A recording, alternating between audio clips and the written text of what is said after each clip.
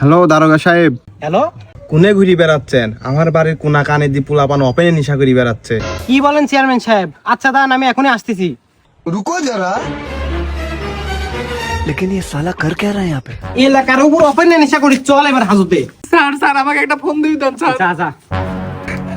Hello chairman সাহেব, আপনি একটু আপনার পুরাতন বাড়িতে আসেন, এখানে বিশাল ঝামেলা হয়ে গেছে।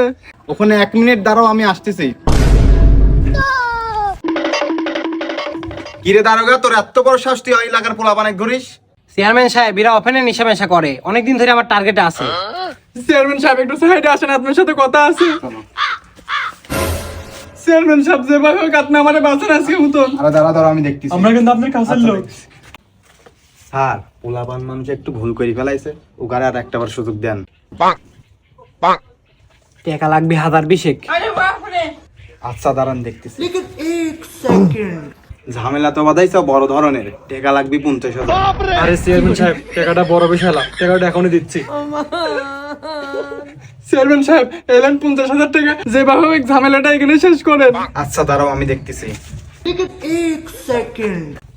স্যার, এরা হলো গরিব মানুষ, এরা তো টাকা কোনে তোরা কি শুন, যা বাড়ি যা।